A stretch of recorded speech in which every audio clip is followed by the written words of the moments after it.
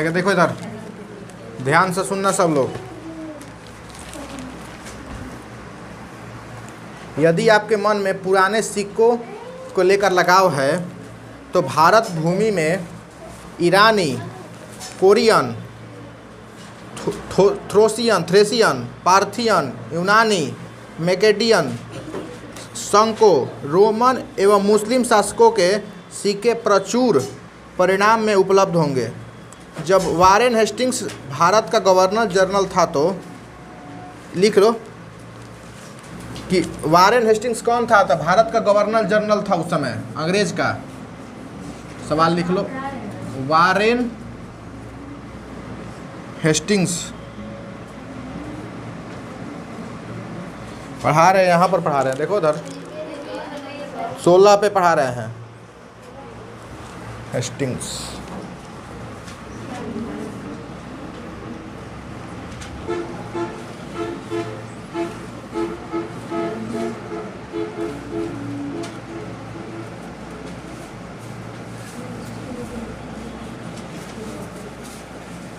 कौन था?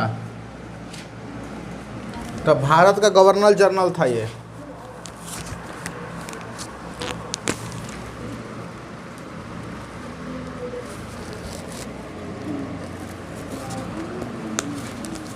गवर्नर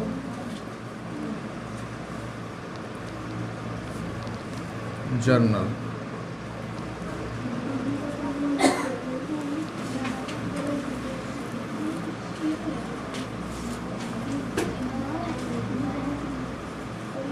एक अधिकारी था अंग्रेज का, ठीक ना। वारेन हेस्टिंग्स भारत का गवर्नर जनरल था। लिखो,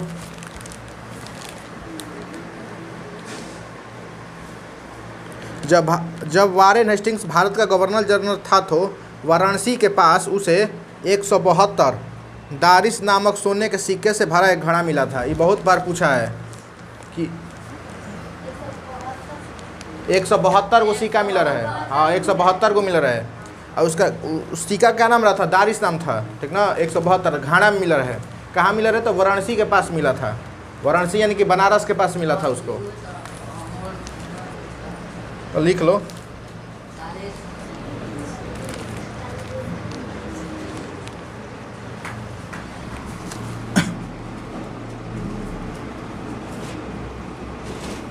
दारिस नामक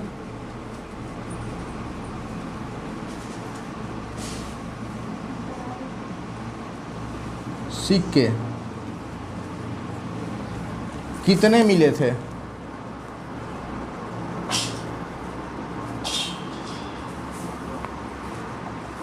तो दारिस जो सिक्का था वो कितना मिला था? 172 को मिला था घड़ा में, ठीक ना।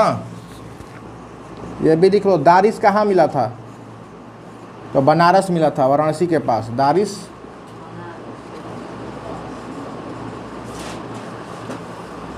कहाँ मिला था? तो वाराणसी। वाराणसी मतलब बनारस या बनारस, उसी का नाम बदल गया है। पहले वाराणसी था, अब हो गया है बनारस। दारिस नामक सिक्के कितने मिले थे? तो वो मिला था 172 को रहे टोटल, ठीक ना।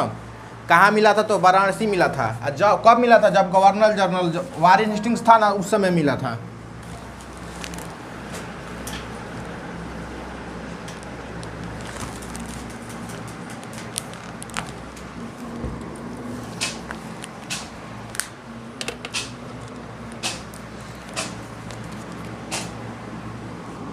एक और सवाल लिख लो ना, पूछता है दारिस क्या है?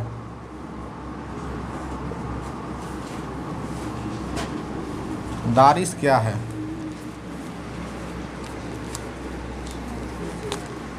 तो ई है सोने का सिक्का। सोने का सिक्का था।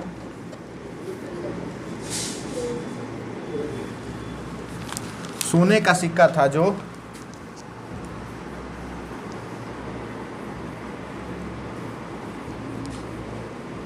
वाराणसी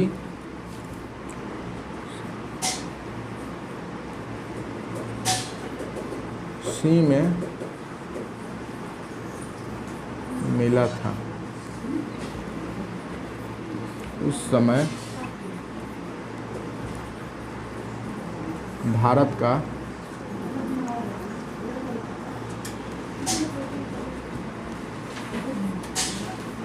जनरल वारेन हेस्टिंग्स था।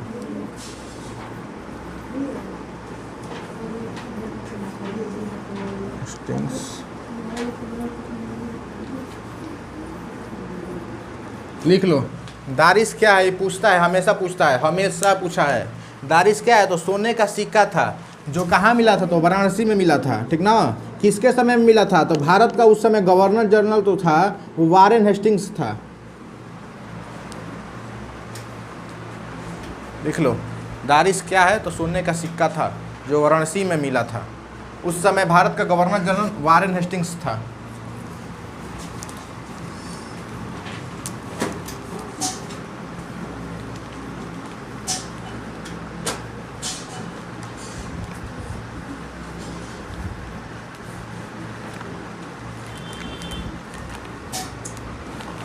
हो गया।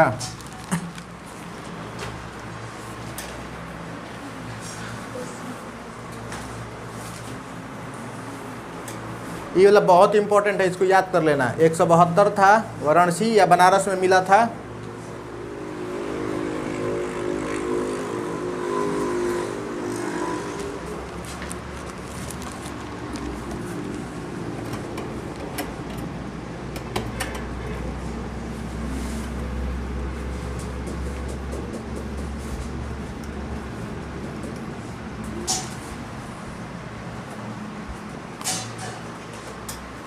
चलो हो गया ना सबका। आगे सुनो, इसमें कहानी में आगे सुनो। तो जब इसको मिला ना वारेन हेस्टिंग्स को, तो ई अपने मालिक को भेजवा दिया। मालिक इसका कौन था, तो कंपनी, जो कंपनी में काम करता था, ठीक ना। उस कंपनी का नाम था ईस्ट इंडिया कंपनी। भारत पे कौन कब्जा किया था, तो ईस्ट इंडिया कंपनी। और कंपनी कब्जा किया था, कोई देश नहीं, कंपनी, ठीक ना। आगे सुनो। वारेन हेस्टिंग्स ने अपने मालिक ईस्ट इंडिया कंपनी के निदेशक मंडल की सेवा में सोने के सिक्के यह समझकर भिजवा दिया कि यह एक ऐसा उपहार होगा जिसकी गणना उसके द्वारा प्रेषित सर्वोत्तम दुर्लभ वस्तुओं में की जाएगी। ये भी लिख लो एगो सवाल कि जो वारेन हेस्टिंग्स था ना, उसने सोने के सिक्के किसको भिजवा दिए। जो सोना का सिक्का मिला था घड़ा में, वो किसको भिजवा दिया, तो लिख लो सवाल में, ईस्ट इंडिया कंपनी को भेज दिया था, जो उसका मालिक था, ठीक ना। वारेन हेस्टिंग्स का मालिक था। तो यहाँ पे लिख लो वारेन, सवाल लिख लो, वारेन हेस्टिंग्स ने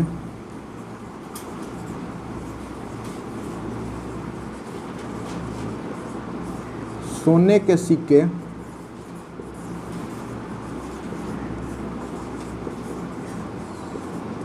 किसे भिजवा दिया।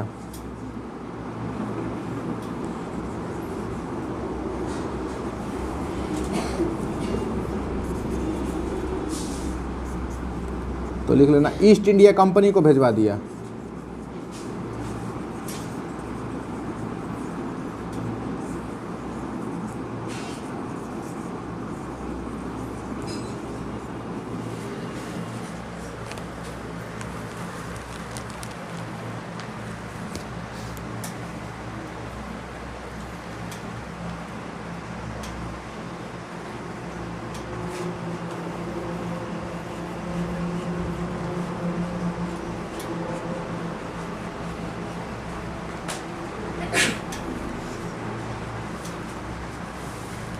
वारेन हेस्टिंग्स ने सोने के सिक्के किसे भिजवा दिया, तो ईस्ट इंडिया कंपनी को भिजवा दिया था।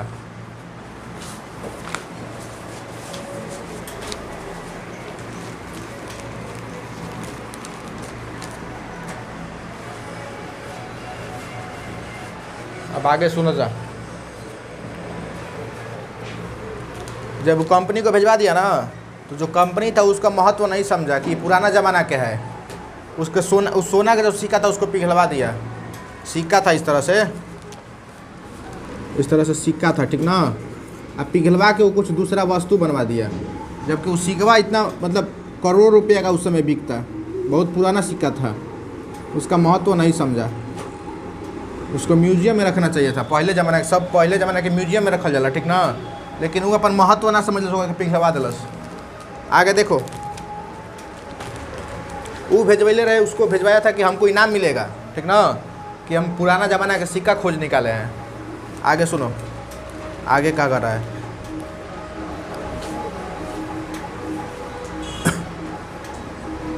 इस प्रकार वह स्वयं को अपने मालिकों की दृष्टि में एक महान उदार व्यक्ति प्रमाणित कर देगा। मतलब कि ओकर जब सोना के सिक्का मिलल ना, तो ऊ करके चोरैलस ना, ओकर के मालिक के अपन भेजवा दिलस, ठीक ना।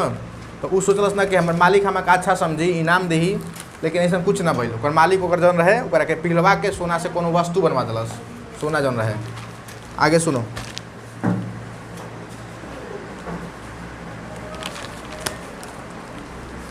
किंतु उन दुर्लभ प्राचीन स्वर्ण मुद्राओं, किंतु उन दुर्लभ, दुर्लभ मतलब होता है जो आसानी से नहीं मिलता है। प्राचीन, प्राचीन मतलब पुराना। स्वर्ण, स्वर्ण मतलब होता है सोना। स्वर्ण मुद्राओं को यही नियति थी कि कंपनी के निदेशक उनका ऐतिहासिक महत्व समझ ही नहीं पाए और उन्होंने उन मुद्राओं को गला डाला, मैंने पिघलवा दिया उसको। जब वारेन हेस्टिंग्स इंग्लैंड लौटा तो वे स्वर्ण मुद्राएं नष्ट हो चुकी थी। अब यह आप लोगों पर निर्भर करता है कि आप ऐसी दुर्भाग्यपूर्ण घटना भविष्य में न होने दें। यानी कि जो कुछ भी पुराना वस्तु मिले उसको संभाल कर रखना है, अच्छे से उसको म्यूजियम रखना है। दैवत्व विज्ञान पर भारत के प्राचीन वैदिक दैवत्व विज्ञान के कारण जो नया प्रकाश पड़ा है, उसके फलस्वरूप संपूर्ण दैवत्व विज्ञान का नया स्वरूप प्राप्त हो गया है। किंतु बावजूद इसके कि सच्चे दैवत्व विज्ञान की एक आधारशिला रखी जा चुकी है, इस विज्ञान की व्यापक रूपरेखा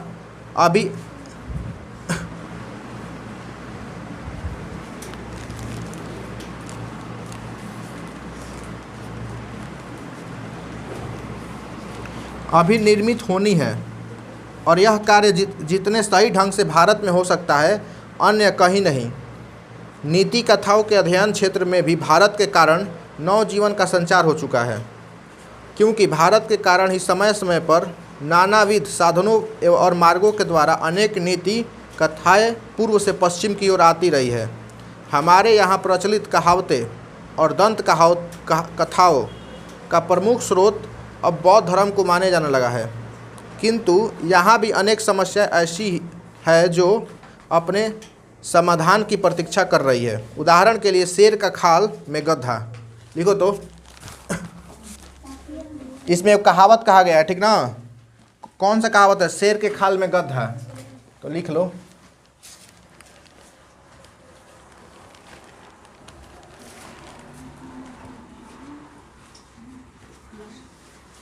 शेर के खाल में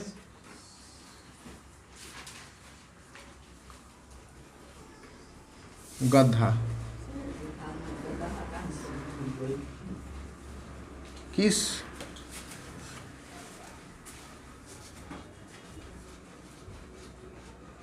पाठ में यह कहावत है? किस पाठ में ये कहावत है? तो भारत से हम क्या सीखे में है? भारत से हम क्या सीखे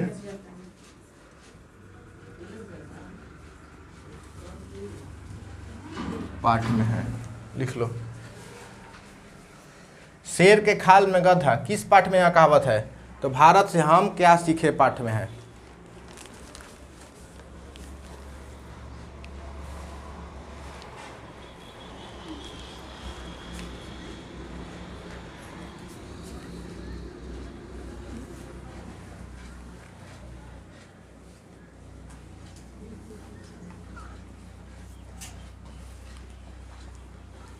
हो गया? आगे सुनो, अब लिखना बंद करो, अब चलो बोर्डे पर रहेगा। ये सबसे पहले ये जो मैक्स मुलर था ना, ये कहावत कहाँ सुना था? तो यूनान से सुना था, लेकिन जब पूरा अध्ययन किया ना तो उसको पता चला कि ये कहावत भारत से निकला है।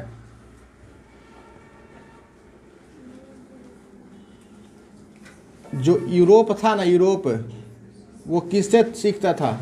यूनान से सीखता था। यूनान में क्योंकि सबसे पहले धर्म आया था, वहीं पे सब कुछ विकास हुआ था, सबसे पहला खोज हुआ था, वहीं पे विज्ञान का खोज हुआ था सब, ठीक ना।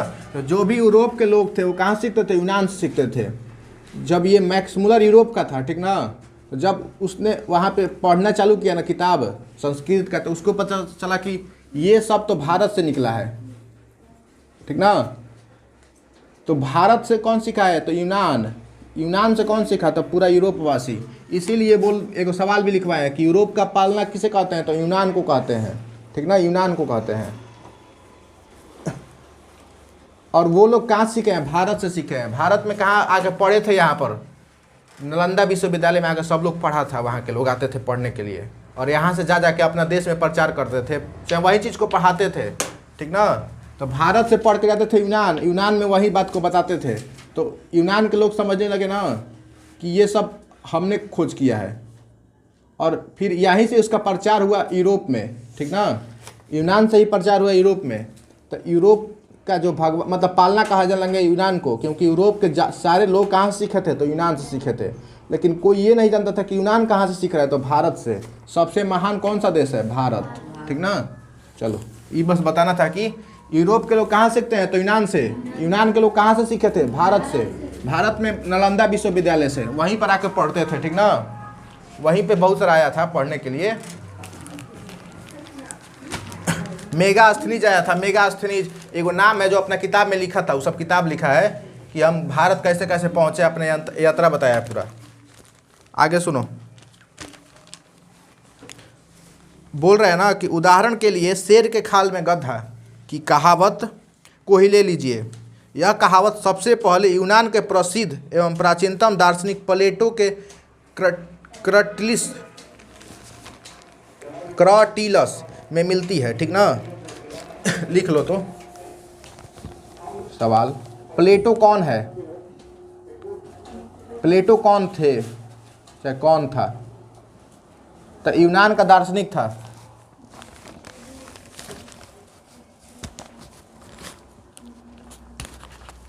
आंसर में लिख लेना, यूनान का। अभी मत लिखो, अभी हम लिखने के लिए नहीं बोले हैं। रहेगा बोर्ड पे, लिख लेना ना, पहले सुन ला जा, पहले समझा। देखो, ई कहावत तू कहाँ सुने थे? Max Muller. तो वो सुने थे प्लेटो की किताब में से, ठीक ना। लेकिन वास्तव में जब संस्कृत किताब पढ़े ना, तो संस्कृत की किताब में पहले से दिया हुआ था, ठीक ना। तो वो फिर यहाँ से बता रहे हैं कि प्लेटो की किताब में नहीं, प्लेटो सीखा है कहाँ से? भारत से सीखा था। और वो समझ रहे थे कि प्लेटो अपना से मतलब बोल रहा है वो।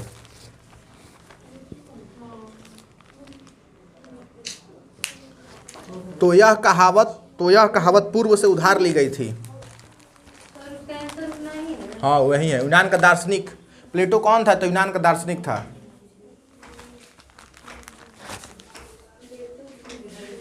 इसी प्रकार हम नेवले या चूहे से संबंध उस नीति कथा को भी ले सकते हैं जिसे एफ्रोडाइट ने एक सुंदरी के रूप में परिवर्तित कर दिया था। एक कहानी है क्या?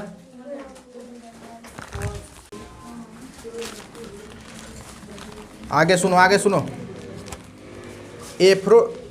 सुनो ना, वो कहानी सुनो। वहाँ पर एक कहानी सुनाया जाता था यूनान में, ठीक ना। यूनान के इतिहास पूरे इसमें पढ़ाया जा रहा है।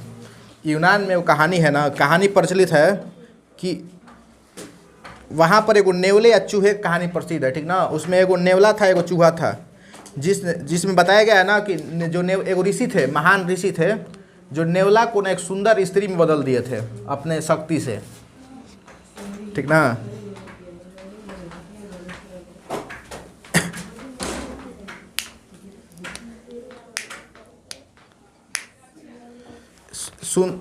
एक सुंदरी के रूप में परिवर्तित कर दिया था, किंतु जो एक चूहे को देखते ही तत्काल उसकी ओर आकृष्ट हो गई थी। यह भी संस्कृत की एक कथा से सर्वांश में मिलती जुलती एक कहानी है, किंतु प्रश्न यह उपस्थित होता है कि यह कहानी यूनान में कैसे पहुंची। वहाँ ईसा पूर्व 4वीं सदी में ही स्ट्रिट्स की कहानियों में स्थान कैसे पा गई।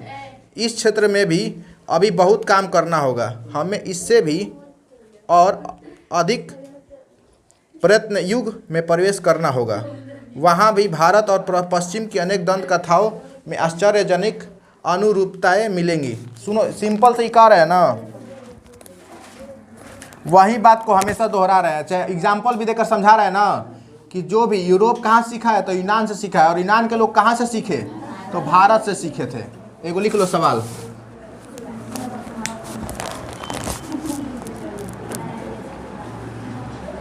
यूनान के लोग कहाँ से सीखते थे, तो भारत से।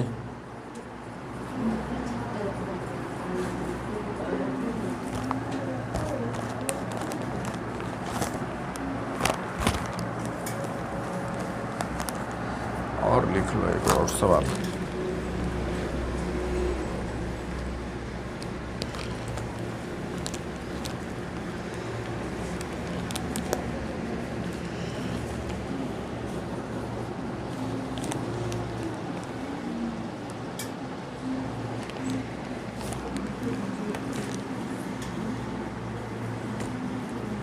नेवले और चूहे की कहानी में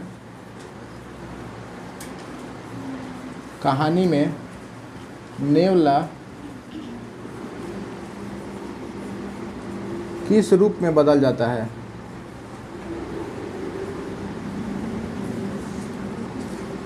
तो वो नेवला किस रूप में बदल जाता है, तो एक सुंदर स्त्री के रूप में।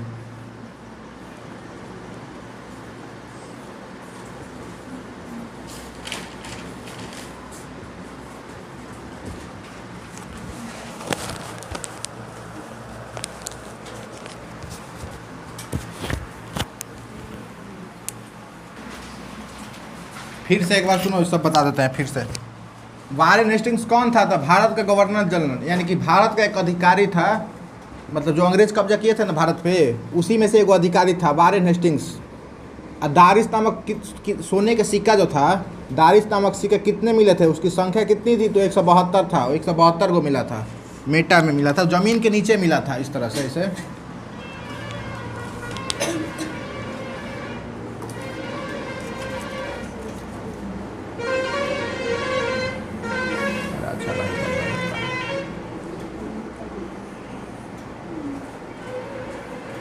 इस तरह से मेटा में मिला था, ठीक ना।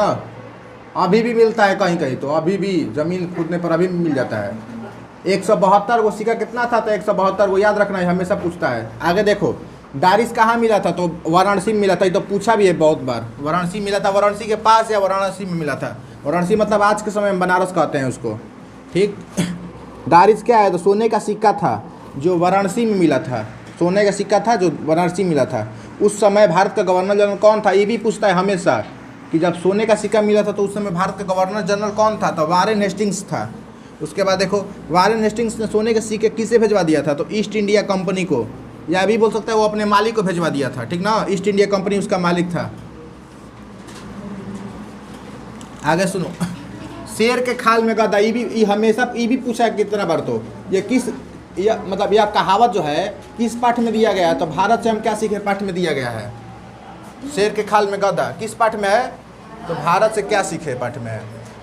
ये वाला बताए ना कि भारत के लोग कहाँ से, मतलब यूनान के लोग कहाँ सीखते थे, भारत से। भारत से ही सब लोग पढ़ के गया है, वहाँ पे सब किताब कहानी लिखा है पहले ज़माना का, ठीक ना। और यूरोप के लोग कहाँ सीखते थे, यूनान से, ठीक बट। चलो, प्लेटो कौन था, तो यूनान का एगो दार्शनिक था। दार्शनिक मतलब जो भगवान के खोज करते हैं एक तरह से, ठीक ना, उसी को बोला गया, ऋषि मुनि को, ठीक ना, दार्शनिक बोला जाता है किताबी भाषा में। दार्शनिक जो भगवान के खोज करते हैं या भगवान के बारे में किताब लिखते हैं, ये सब वही। यूनान के लोग कहाँ से सीखते थे, तो भारत से सीखते थे, हमेशा ये कितना बार पूछा है। और ये वाला भी पूछा है कि नेवले और चूहे की कहानी में नेवला किस रूप में बदल जाती है, तो सुंदर स्त्री के रूप में। ये भारत में ये कहानी है, ऋषिका के थे ना, एगो खुश हो गए थे, एगो नेवला पे खुश हो गए थे, तो उसको एगो स्त्री बना दिए थे। फिर जब चूहा को देखी ना, वो नेवला जो थी ना स्त्री, तो उसकी ओर दौड़ने लगी, उसकी ओर जाने लगी, तो वो फिर गुस्सा में उसको फिर से नेवला बना दिए, शराब दे दिए कि जाओ तुम फिर से नेवला बन जाओ, नेवले जैसे काम कर रही हो तो नेवला फिर बन जाओ। चलो आगे सुनो,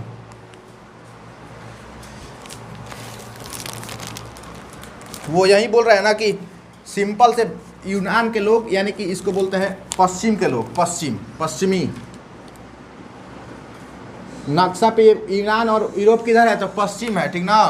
और नक्शा पे, पूरा विश्व के नक्शा पे भारत किधर है, पूर्व, ठीक ना।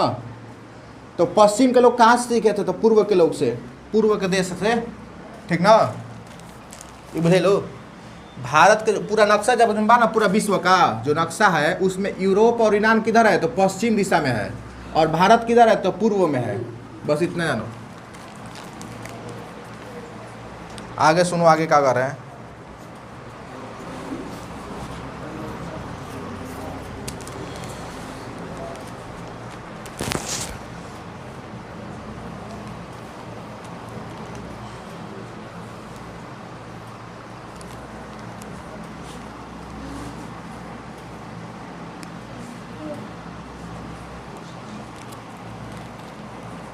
कुछ संस्कृत शब्दों के आधार पर मैं इस निष्कर्ष पर पहुंचा हूं कि हाथी दांत, बंदर, मोर और चंदन आदि जिन वस्तुओं के ओफिर से निर्यात के बात बाइबल में कही गई है, वे वस्तुएं भारत के सिवा किसी अन्य देश में नहीं लाई जा सकती। सुनो, इसमें वो बोल रहे हैं ना कि बाइबल एक किताब है, ठीक ना, क्रिश्चियन धर्म का एक किताब है, धर्म ग्रंथ। लिख लो, बाइबल क्या है, तो क्रिश्चियन धर्म ग्रंथ का एक किताब है, क्रिश्चियन का।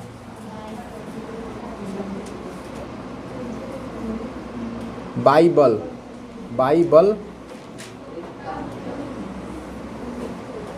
क्या है?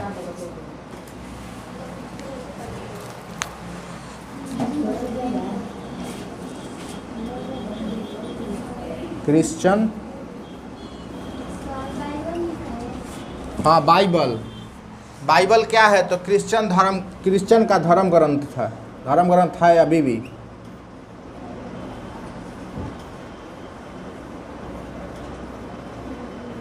ग्रंथ लिख लो, क्रिश्चियन, क्रिश्चियन होगा, क्रिश्चियन नहीं, क्रिश्चियन, क्रिश्चियन धर्म है।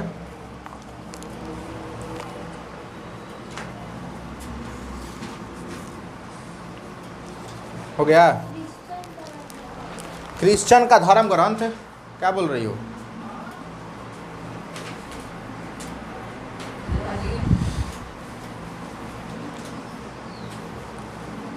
बाइबल है वो किताब है, बस इतना जानो, किताब। जिस तरह से हम लोग रामायण महाभारत है ना, गीता है ना, उसी तरीक़ा से क्रिश्चियन एक अलग धर्म है जिसका धर्म ग्रंथ है बाइबल, ठीक ना। उर्दू धर्म का धर्म ग्रंथ बताए थे कुरान, ठीक ना। मुस्लिम धर्म का धर्म ग्रंथ क्या होता है, कुरान होता है। और क्रिश्चियन धर्म का धर्म ग्रंथ क्या है, तो बाइबल है, ठीक ना। जैसे में हम लोग को फिल्म नहीं दिखाया जाता है कि गीता पे हाथ धर कसम खाओ कि जो कहोगे सच कहेंगे, सच के सिवा कुछ नहीं कहेंगे। तो जो क्रिश्चियन धर्म को होता है ना, तो उसको बाइबल पे हाथ रखवाया जाता है कि बाइबल पे हाथ धर कसम खाओ कि सच कहोगे, सच के सिवा कुछ नहीं कहोगे, ठीक ना। तो जो जौन धर्म का होता है, जैसे जो अगर मुस्लिम होगा ना, मुस्लिम है, तो उसके लिए कुरान एक किताब है जिस पे हाथ रखवाया जाता है। वो लोग का अपना धर्म ग्रंथ है, अपना भगवान के बारे में है। हो गया? इस तरह से नहीं देखा है क्या कोई कहीं मिलता है? एक ऐसे लॉकेट मिलता है, लॉकेट मिलता है वो, एक पे वो आदमी के बांधल रहला ऐसे। हाँ, ईसा मसीह, उनके नाम है ईसा मसीह, ठीक ना।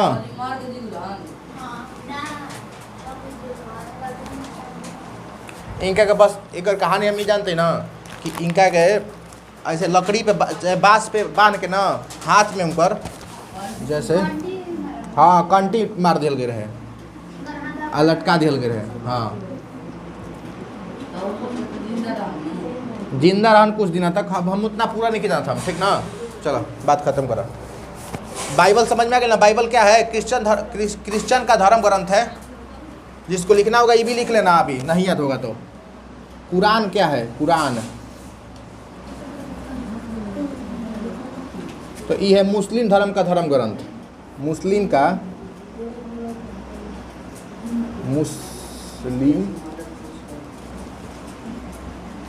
धर्म ग्रंथ।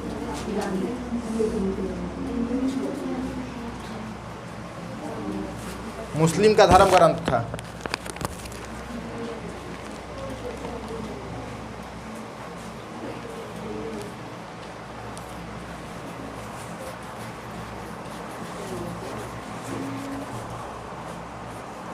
मुस्लिम का धर्म ग्रंथ कुरान क्या है?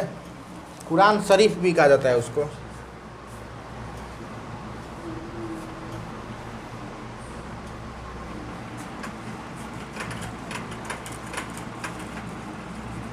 आगे देखो, आगे बता रहे हैं यहाँ पे, इसमें बोल रहे हैं ना कि वह हाथी दांत, बंदर, मोर और चंदन आदि वस्तुओं का निर्यात होता था।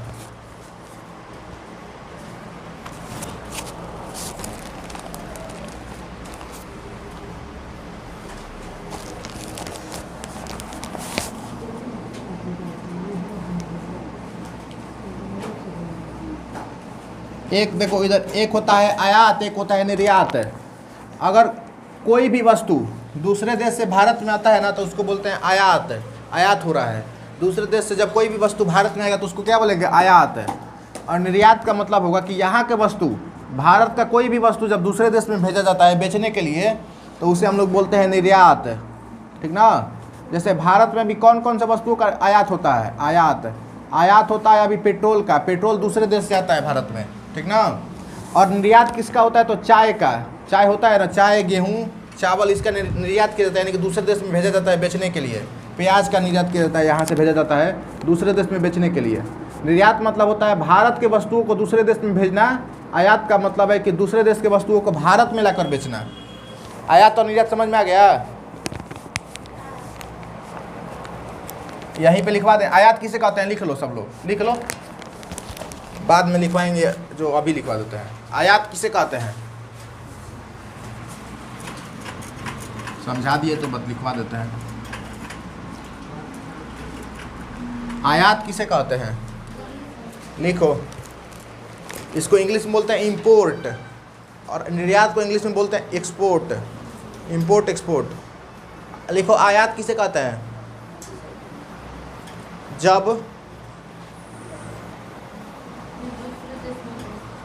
जब दूसरे देश के वस्तुओं को, जब दूसरे देश के वस्तुओं को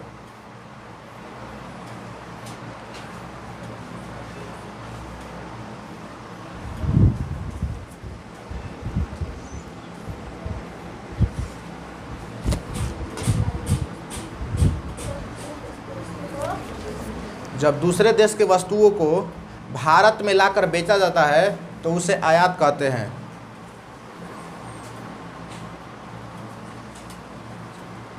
जब दूसरे देश के वस्तुओं को जब दूसरे देश के वस्तु को भारत में लाकर बेचा जाता है तो उसे आयात कहते हैं।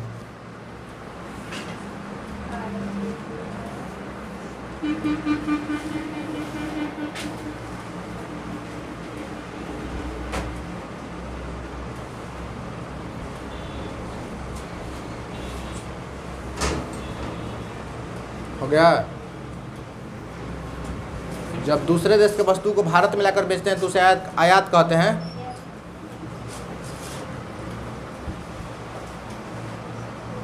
अब लिखो, निर्यात किसे कहते हैं? निर्यात।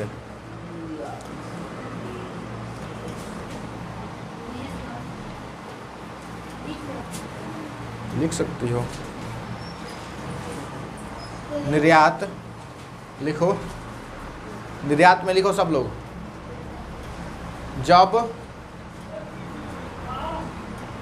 जब भारत की वस्तुओं को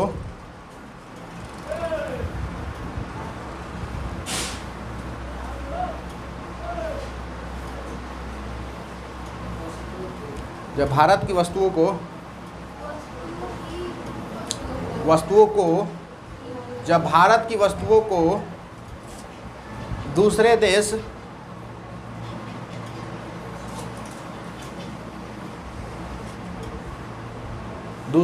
भेजा जाता है तो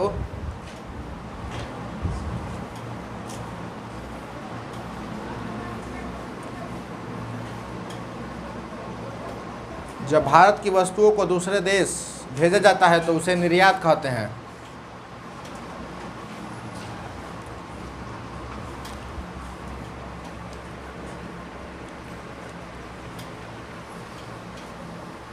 हो गया? अब वो बोल रहा है ना कि ये क्या बोलते हैं, मैक्स मुलर, कि भारत से क्या क्या निर्यात होता था वस्तुओं का, वो बाइबल में लिखा गया है, ठीक ना। बाइबल में लिखा गया है कि भारत से उस समय यानी कि आज से 2500 साल पहले किन किन वस्तुओं का निर्यात किया जाता था, वो लिख लो। सवाल लिखवाते हैं बोर्ड पे, लिखो तो।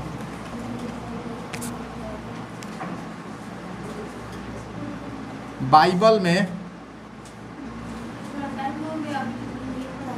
एगो बस लिखवा देते हैं। बाइबल में किन किन वस्तुओं के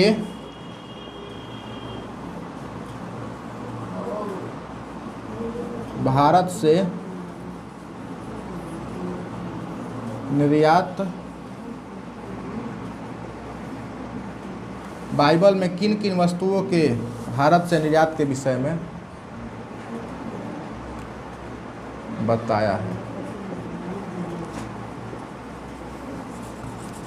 यानी कि पहले ज़माना में भारत से क्या क्या वस्तु विदेश भेजा जाता था बेचने के लिए, तो वो सब बाइबल के किताब में बताया गया है। पहले किताब में वो था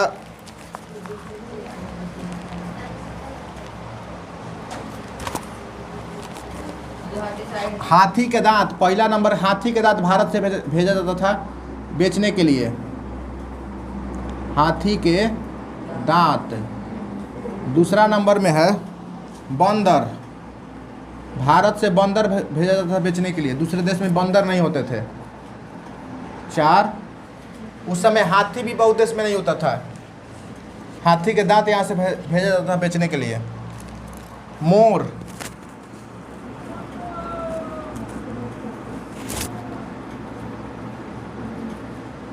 चंदन आदि।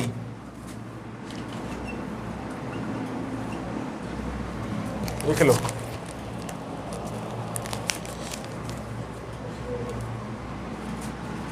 भारत से कौन कौन वस्तुओं का निर्यात होता था, तो हाथी का दांत, मोर का, बंदर का। इसी वजह से भारत पे कब्जा किया था, जान लो, मुस्लिम देश के लोग। उन लोग के देश में भारत हाथी नहीं होता था, हाथी की वजह से होगा नहीं कि हाथी अपना पास चाहत रहा कि हमारे पास हाथी होके, तो हाथी खातिर कब्जा भई रहे भारत पे।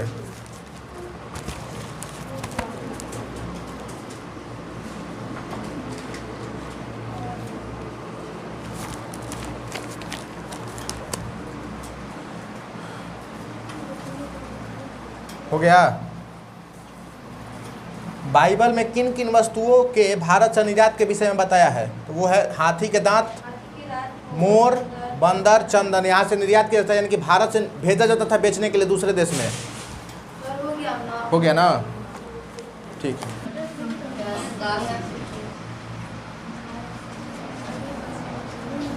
हम लोग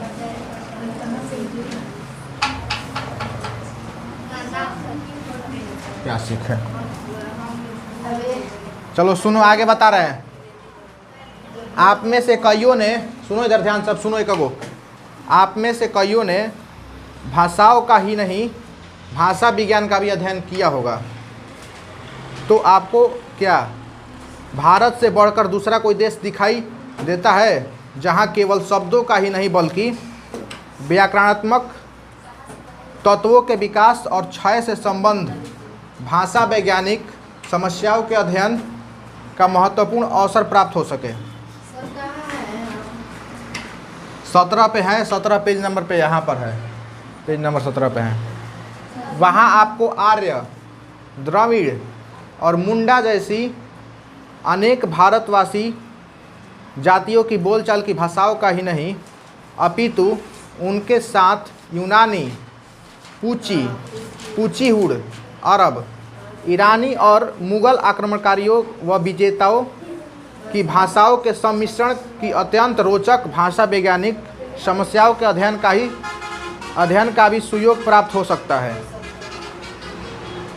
यदि आप विधि शास्त्र या कानून के विद्यार्थी हैं, तो वहीं सब कानून के बारे में है, तो आपको विधि संहिताओं के एक ऐसे इतिहास की जांच पड़ताल का अवसर मिलेगा जो यूनान, रोम और जर्मनी के ज्ञात विधि शास्त्रों के इतिहास से सर्वथा भिन्न होते हुए भी इनके साथ समानताओं और विभिन्नताओं के कारण विधि शास्त्र के किसी भी विद्यार्थी के लिए उपयोगी सिद्ध हो सकता है। इतना लाइन पढ़े ना, बस इसमें वही बोल रहे हैं ना कि यहाँ पे कुछ भी पढ़ना है ना, अध्ययन करना है तो यहाँ पे सब कुछ उपलब्ध है। या तो आप कानून पढ़ना है, कानून पढ़ सकते हैं, भाषा पढ़ना है तो भाषा पढ़ सकते हैं, जीव विज्ञान पढ़ना है, जीव विज्ञान पढ़ सकते हैं। यहाँ पर सब कुछ पहले से ही मौजूद है। ठीक ना, आगे सुनो।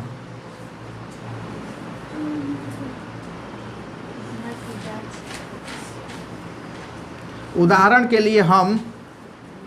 लिए हम धर्म सूत्रों या समयाचारिक सूत्रों को ही ले लें। ये धर्म सूत्र मानव धर्मशास्त्र जैसे परवर्ती विधि ग्रंथों की आधारभूत सामग्री उपलब्ध कराते हैं। यदि आप लोगों को अत्यंत सरल राजनैतिक इकाइयों के निर्माण और विकास से संबंध, प्राचीन युग के कानून के पुरातन रूपों के बारे में इधर जो अनुसंधान हुए हैं उनके महत्व और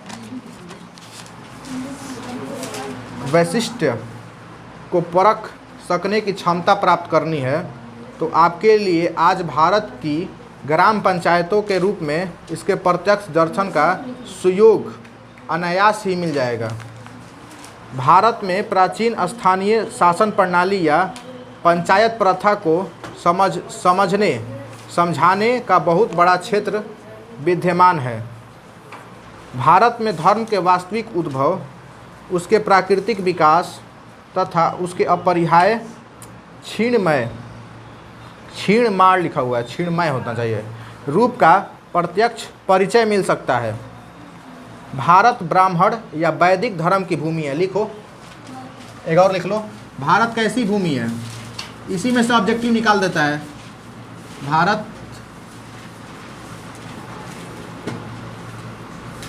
कैसी भूमि है।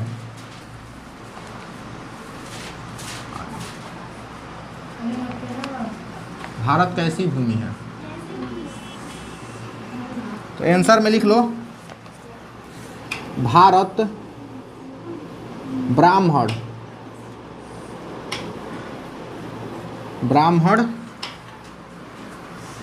या वैदिक धर्म का भूमि है।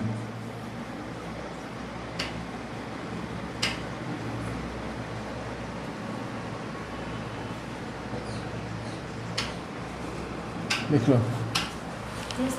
हाँ,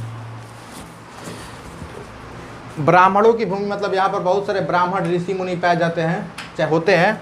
और वैदिक मतलब वैदिक वेद यहाँ पर है, वेद धर्म पाए जाते हैं। ठीक ना, इसलिए वो बोले हैं कि भारत ब्राह्मण या वैदिक धर्म का भूमि है।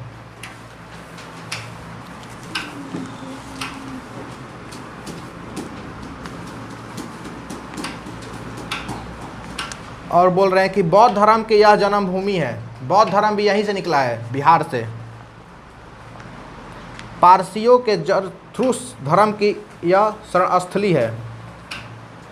आज भी यहाँ नित्य नए मतांतर प्रकट व विकसित होते रहते हैं। मतलब बोल रहे हैं कि आज भी नए नए अच्छे ऋषि यहाँ पे होते रहते हैं। भारत में आप अपने आप को सर्वत्र अत्यंत प्राचीन और सुदूर भविष्य के बीच खड़ा पाएंगे। भारत का इतिहास बहुत प्राचीन है, पुराना है, और भारत का भविष्य भी बहुत आगे है सबसे।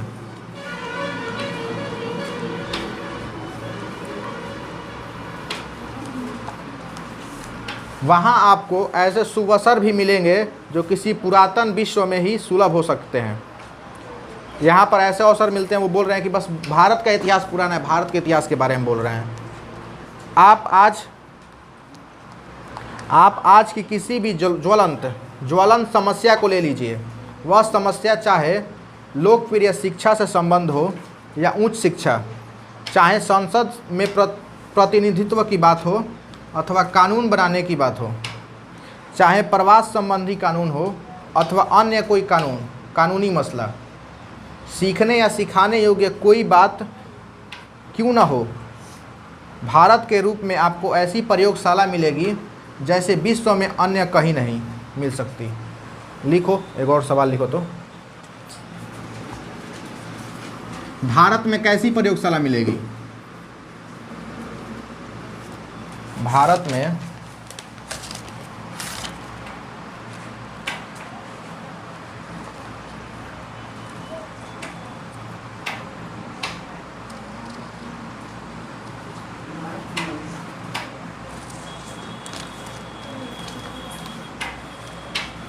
में कैसी प्रयोगशाला, इसको बोलते हैं लेबोरेटरी, प्रयोगशाला जहाँ पर प्रयोग किया जाता है, ठीक ना। भारत में कैसी प्रयोगशाला मिलेगी?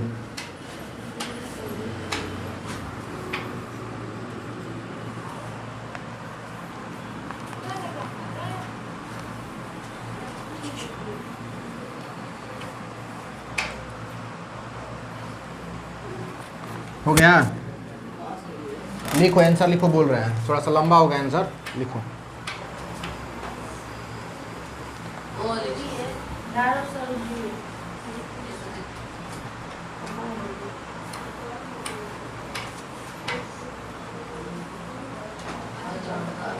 लिखो सब लोग, लिखो लिखो लिखो। भारत में आंसर लिखो। भारत में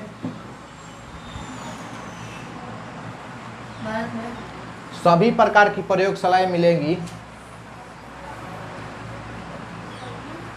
सभी प्रकार के प्रयोगशालाएं मिलेंगी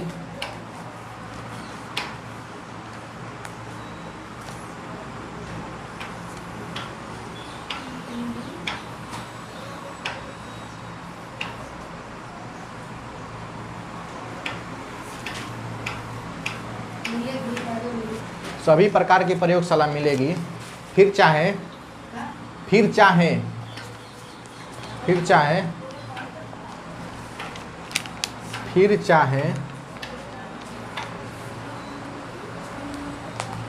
शिक्षा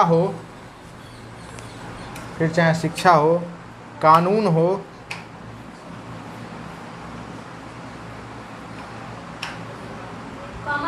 हाँ कॉमा देकर, शिक्षा हो, कानून हो या वेद हो,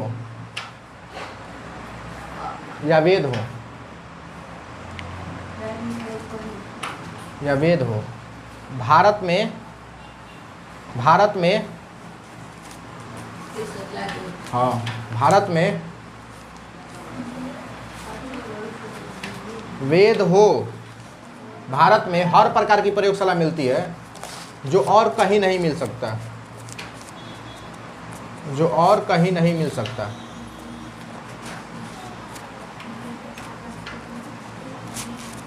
जो और कहीं नहीं मिल सकता।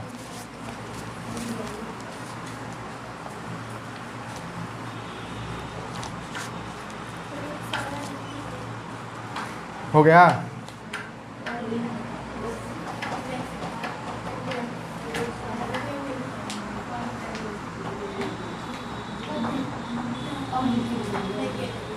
आगे सुनो, आगे क्या बोल रहे हैं।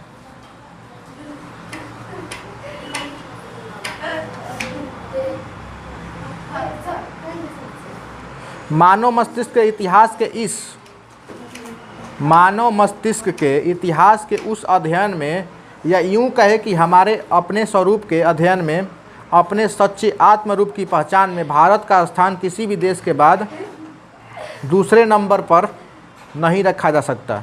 मानव मस्तिष्क चाहे किसी भी क्षेत्र को आप अपने विशिष्ट अध्ययन का विषय क्यों न बना ले, चाहे वह भाषा का क्षेत्र हो या धर्म का, दैवत्व विज्ञान का हो या दर्शन का, चाहे विधि शास्त्र या कानून का हो, अथवा रीति रिवाज व परंपराओं का, प्राचीन कला या शिल्प का हो, अथवा पुरातन विज्ञान का हो, इनमें से प्रत्येक क्षेत्र में विचरण करने वाले भले ही आप चाहे या न चाहे, आपको भारत की शरण लेनी ही होगी। वो बोल रहे हैं ना, देखो बता रहे हैं एक बात। यदि आपको भाषा सीखना है, धर्म सीखना है, देवत्व विज्ञान यानी देवों का विज्ञान सीखना है, भगवान का विज्ञान सीखना हो, या दर्शन सीखना हो, विधि शास्त्र या कानून सीखना हो, तो उस सब के लिए कहाँ जाना पड़ेगा? भारत जाना पड़ेगा, ठीक ना। लिखो, एक और सवाल लिख लो तो।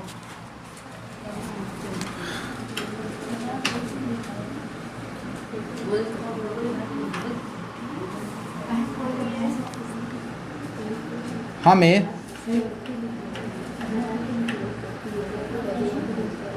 क्या क्या सीखने के लिए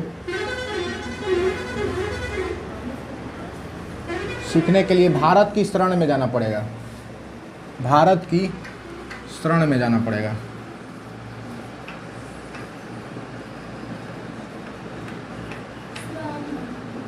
शरण में जाना पड़ेगा, नहीं शरण नहीं, शरण, शरण मतलब पैर में, शरण मतलब होता है पैर, कि भारत के पास जाना पड़ेगा।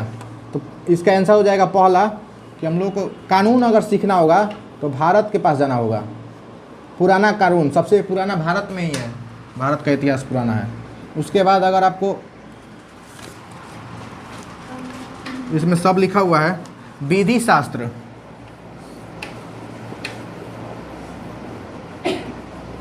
तीसरा रीति रिवाज अगर किसी को सीखना है तो वो भारत के पास आए। आगे पढ़ाएंगे, रीति रिवाज को भी पढ़ाना है, बहुत सारे रीति रिवाज को पढ़ाएंगे। जैसे भारत में हर तरह पे, हर किसी भी शुभ अवसर पे गाना बना हुआ है, सबके लिए गाना है।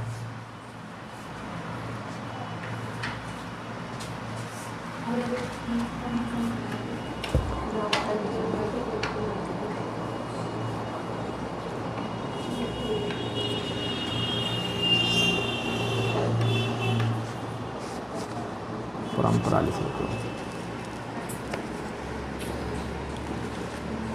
धर्म,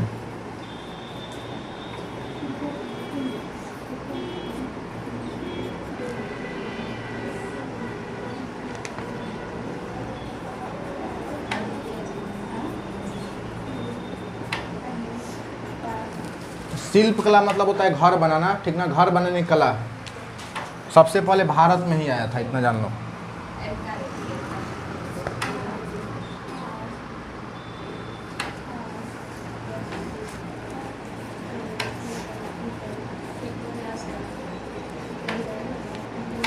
दैवत्व विज्ञान मतलब हुआ देवों का विज्ञान, देव मतलब भगवानों का विज्ञान।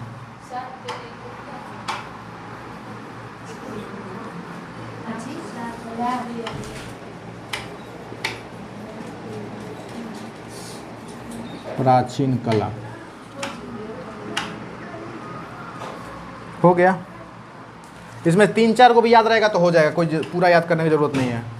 बस वो बोल रहे हैं ना कि भारत से हम लोग क्या क्या सीखने को मिलता है, तो कानून सीखने को मिलता है, विधि शास्त्र सीखने को मिलता है, इसमें रीति रिवाज सीखने को मिलता है, धर्म के बारे में सीखने को मिलता है, शिल्प कला यानी घर बनाने का, हाँ प्राचीन कला लिखा हुआ है।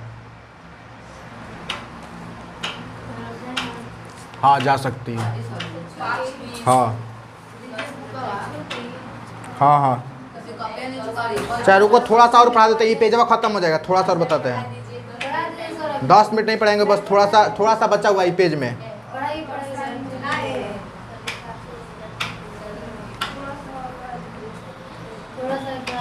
यदि आप भारत के इतिहास के किसी एक अध्याय का भी सम्यक अध्ययन, व्याख्या, विवेचन कर ले तो आप पाएंगे कि हमारे स्कूलों और कॉलेजों में पढ़ाए जाने वाले इतिहासों के सब अध्याय मिलकर एक क्षण के लिए भी उसकी बराबरी नहीं कर सकते। वो बोल रहे हैं ना कि जर्मनी में जो पढ़ाया जाता है ना, अगर वहाँ पर भारत का इतिहास पढ़ाया जाए, यानी कि भारत के इतिहास का एगो पार्ट और वहाँ का पूरा इतिहास के बराबर भी नहीं होगा। वो बोल रहे हैं कि भारत का इतिहास पढ़ना ज़रूरी है क्योंकि उससे हम लोग को बहुत ज़्यादा सीखने को मिलता है। मैं अभी आज के भारतीय साहित्य की चर्चा करना नहीं चाहता हूँ। वो बोल रहे हैं आज के मैं चर्चा नहीं करना चाहता हूँ, किंतु भारत के उस अत्यधिक प्राचीन भाषा की चर्चा करूँगा जिसका नाम संस्कृत है। लिखो, एगो सवाल लिख लो। अब आप पूछेंगे कि संस्कृत में ऐसी क्या बात है जिसके कारण हम उस पर इतना ध्यान दें तथा ऐतिहासिक दृष्टिकोण से संस्कृत सर्वातिशायी क्यों है। वो बोल रहे हैं ना वो किस भाषा पर ध्यान देने के लिए बोल रहे थे, तो लिख लो वो सवाल कि मैक्स मूलर, एगो सवाल लिखो तो मैक्स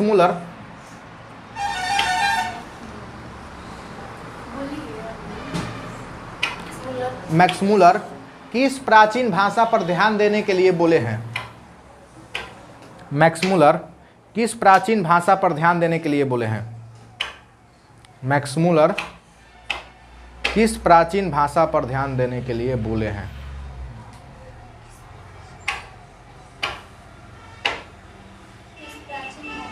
पर ध्यान देने के लिए बोले हैं।